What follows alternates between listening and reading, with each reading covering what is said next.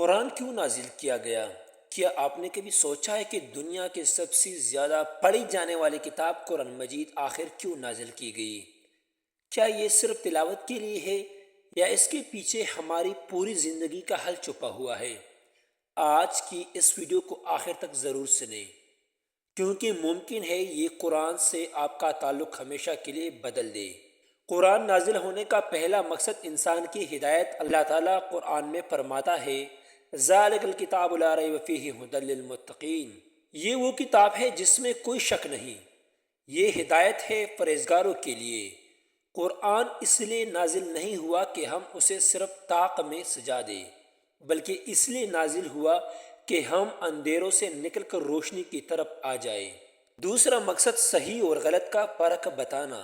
دنیا میں ہر انسان سچ اور جھوٹ، صحیح اور غلط، حق اور باطل کے درمیان الجھا رہتا ہے۔ قرآن ایک ایسی میزان ہے جو ہمیں صاف صاف بتاتا ہے کون سا راستہ جنت کی طرف جاتا ہے اور کون سا جہنم کی طرف۔ اسی لیے قرآن کو الفرقان کہا گیا، یعنی حق اور باطل میں فرق کرنے والی کتاب۔ تیسرا مقصد انسان کی سوچ کو بدلنا۔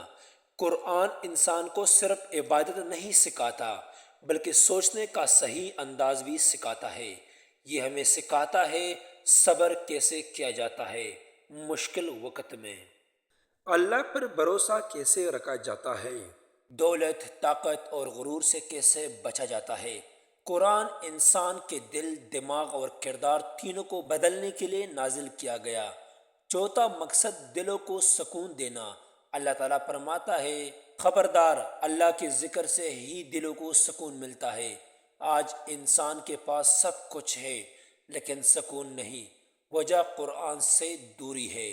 قرآن نازل ہی اسی لیے ہوا کہ ٹوٹے ہوئے دلوں کو جوڑ دی جائے اور پریشان روح کو سکون عطا کرے۔ پانچواں مقصد عمل کے لیے، صرف تلاوت کے لیے نہیں۔ سب سے افسوسناک بات یہ ہے کہ ہم قرآن پڑھتے تو ہیں لیکن اس پر عمل نہیں کرتے۔ قرآن نازل ہوا عدل قائم کرنے کے لیے، ظلم ختم کرنے کے لیے، اخلاق سنوارنے کے لیے، ایک اور بہترین معاشرہ بنانے کے لیے۔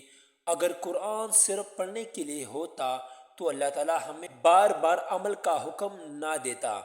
قرآن ہم سے سوال کرتا ہے کہ کیا تم نے مجھے سمجھنے کی کوشش کی ہے؟ کیا تم نے میری باتوں کو اپنی زندگی میں اتارا ہے؟ قرآن آج بھی وہی ہے، بدلنا ہمیں ہے۔ اگر ہم چاہتے ہیں دنیا میں عزت، قبر میں سکون اور آخرت میں کامیابی، تو ہمیں قرآن کو صرف زبان سے نہیں، دل سے اپنانا ہوگا۔ اگر یہ ویڈیو آپ کو دل کو لگی ہو تو لائکس ضرور کریں اور قرآن کے پیغام کو پھیلانے کے لیے چینل کو سبسکرائب ضرور کریں۔